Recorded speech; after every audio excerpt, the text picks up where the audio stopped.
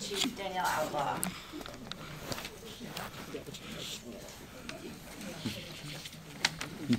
Good evening. Good evening. So I brought some folks here with me who have worked regularly on this long before that I've gotten here. I've been here for 5 months, effective March 2nd. But would you like to introduce yourselves? Commander Steve Jones, Professional Standards Division. Mary Claire Buckley. So I just briefly, a lot of folks haven't really had the opportunity to hear me just speak on my stance on accountability here in the city. I've been asked questions about other areas, but not specifically about the settlement agreement. So I just want to use this opportunity to, one, thank you for allowing me the opportunity to hear from you. I think there's a misconception often that we don't want to hear comments that might be uncomfortable or critical, and I think it's important for us to hear from you because this is the only way we affect change. We get our authority from you, and without hearing from you, how are we to do that? We might not always agree, but I think it's important for me to be present and listen. So I have a lot of notes based off of the questions, and there were some really good questions asked here, and actually there were a couple that I hadn't heard asked before as well either, and they were really good questions. So with that said, since I've been here, I've been very involved in everything related to the settlement agreement. I'm not as familiar with how things have worked before, and I'm not here to comment on how things work procedurally before, but I'm very engaged. We meet very regularly, and I've made it very clear that my role in this is that everything that's DOJ related, obviously as far as policy goes in this agency, is approved by the Chief of Police, but the buck stops with the Chief, and obviously the Police Commissioner as well. But that's how important this is. This is housed under the Chief of Police for that reason, because it's something that needs to be driven by the Chief of Police. It needs to be shown that it's valued at the very top of the organization, and in order for anything to move forward, it has to be shown that it's a priority. With that said, I think Tracy covered that there's still some areas that we need to improve upon in order to attain substantial compliance. I heard some questions regarding ECIT and CIT. Training was mentioned. We're focusing heavily now on de-escalation training now, and we'll be moving forward with implicit bias training as well. And then there's also some issues and some challenges that have been identified with tracking. That was asked by Maxine earlier, and hopefully we'll be able to answer a couple of those questions with some statistics. But going back to some comments that was made earlier, we're not the first ones to do this. We're not the first ones to be in a settlement agreement.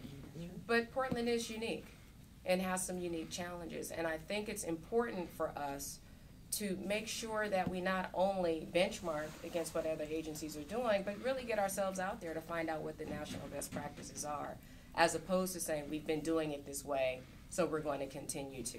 And it's my role to make sure that we do that. If it hasn't been working, we need to find out why.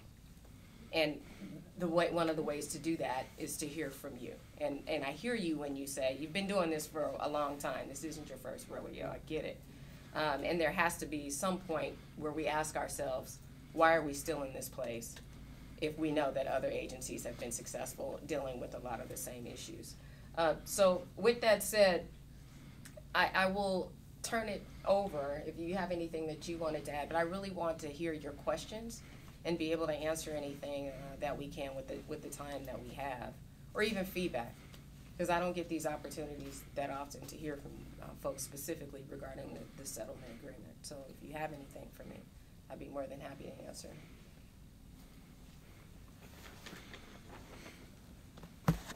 Charles Johnson. Statistically, we know that we're going to have to encounter the police. The best thing we can do is be a white male, straight white male. But that's an option for all of us. And when Maxine mentioned getting some specifics, many chiefs ago, which was maybe only a few years ago, up on the 14th floor, there was a conference about the steps the department was taking to reduce suicide numbers in the Metro Portland area, or specifically in the Portland Police jurisdiction. And publicly, that seems to have fallen by the wayside. So, does the department have a schedule where you can come and say, regardless of what's happening with the mess of the settlement agreement, where you as a police can kind of show what you and your leadership staff have done on different things, the settlement agreement, suicide reduction, improving diversity participation in the department? Did you inherit any kind of schedule, or has there been discussion about bringing one forward? I've inherited a lot of schedules, and it really depends on whichever the concerns are or the priorities of that particular neighborhood are. That topic that you mentioned has not come up yet, but I'd be more than happy to talk about the work of our behavioral health unit. A lot of discussions lately has been around livability, since I've been here, but we'd be more than happy to talk about some of the things that's I don't remember, done. settlement agreement, I can't remember if it was the core was 80 or 130 pages, but there is repeated overlap with the BHU, at least on strategic goals, if not saying the BHU must do this, but the BHU as a tool to get us to a form of Vision Zero, where we really have, the police in that wonderful situation where they only protect and serve and never kill. Right. Okay. Did you want to offer anything more? Yeah, you're correct, there's no schedule for a rollout of that or a report on that, but I think it's important to hear that that's something that we can report on to you. Thank you, Art. When are you guys going to stop filing anti-stalking orders against cop watchers? So, that's not really germane to the conversation tonight, so I'm gonna invite you to find another way to ask that question in another forum, if that's okay with everybody. Yes, Maxine, and then Philip. Can you address the question I had earlier about the challenge you're facing and how you're addressing the collection of data on how many mental health crisis calls officers are being sent to, and because I've read repeatedly in the COCO reports and DOJ that the Bureau hasn't been able to get a good handle or able to track the number of calls, and so what are the challenges and how are you addressing it? I think the first and foremost, the challenge is, as a law enforcement agency, data collection is not something that we excel at or have excelled at in the past. So in working under the terms of the settlement agreement, we recognize that to make informed decisions, we need to base that on statistics and data and evidence-based policing. And one of the issues we face is how to implement that. And working with our partners at DOJ and the COCO, we've tried some things, and they're not always successful the first time. And I think most cities under settlement agreements have experienced that, where you may put in place a computer system or a training that doesn't get you the results that you had hoped. And what the Bureau is learning is to find out what's working and continue that, replicate it elsewhere, and systems that are not providing good data, improve those so that we can get good data. I know there was talk about with the mental health mask and the mobile computers. What's in place now to track? Mental health template now. There are some challenges. We have an off-the-shelf report writing system. So the city of Portland has had some challenges in the past buying or creating software for many internal business processes, and report writing and data collection is one of them. And so the decision was made years ago to purchase an off-the-shelf report writing mechanism. And one of the challenges with that buying off the shelf is it's not necessarily easily configurable to certain things that the Bureau wants. And so we're working through often bridges between the system we have and what's workable for officers in the car, officers on bicycles with telephones, where they can enter the data. So we've taken some steps, we've tried when we recognize that the data's not coming in as clean as we would like, we're trying other things. And that's really what we're getting out of this part of the settlement agreement, is refining the way that the Police Bureau gathers information, and then once we have good information, how we act on it. Before I call on Donna and Philip next, I just want to ask, is there anyone who hasn't had a chance to ask a question who would like to ask a question? Yes. My name is Professor Hall, Chief Outlaw and panelist. I have a general statement and a solution. First, I'd like to address the data collection. One of the things that I've seen that is missed within the city as it relates to collecting data is identifying the existing infrastructure. The Office of Neighborhood Involvement oversees the city's 95 neighborhoods, as everyone in this room is aware of. There are 7 coalition directors. I believe that if there were satellite data collection processes within 7 of those boundaries, then the data would be able to be accessible. In addition, if there were strategic mental health programs identified within those boundaries, then those mental health responders could be the first responders in addition to the fire department, because the data suggests that the fire departments are the first responders for non-emergency calls. So I believe that if there is going to be a strategy that needs to be initiated, it needs to be a dialogue with the Office of Neighborhood Involvement, identifying that there are 7 coalition directors divided up in the city's 95 neighborhoods, and that the systems should be decentralized, and then that would support the data collection system. Now, that's my solution and suggestion as a professor. Now, this is my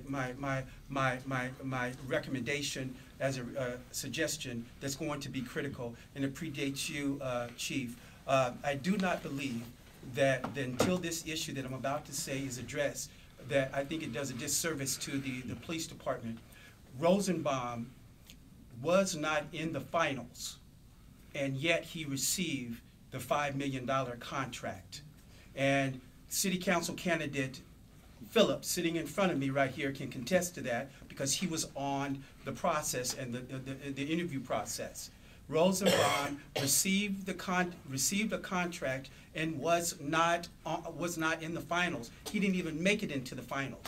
And once it was identified, and I know I'm taking past my time, but it's important. It's very important. Once it was identified that he was not in the finals, then the 2 candidates that were in the finals were sent to the city council. And then all of a sudden, then Rosenbaum, 2 weeks later, becomes the candidate of choice. When you do the research, you find that the city council, under Charlie Hales, created a separate process that gave the city attorney's office to select the finalist. Well, that was a departure from Judge Simon's democratic process. That was a departure from the process.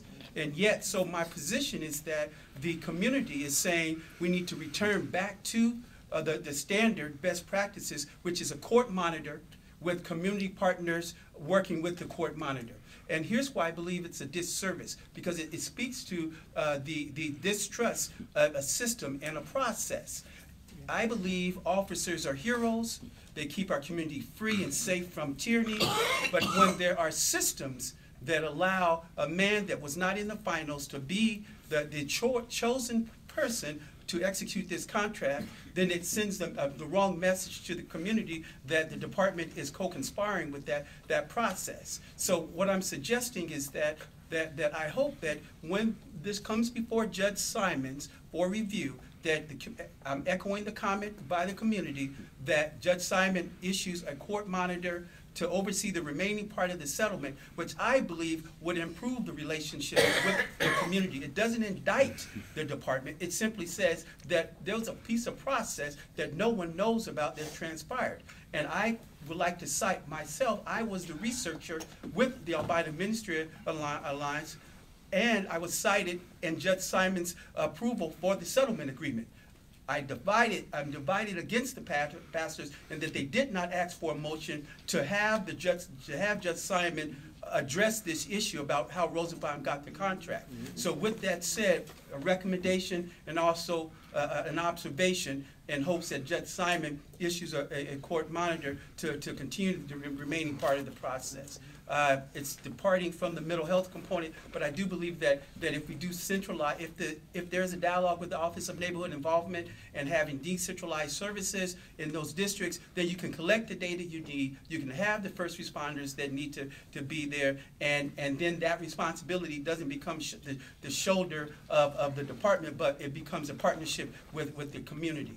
And one last thing I just want to say, if I may, that there's only been one perfect process.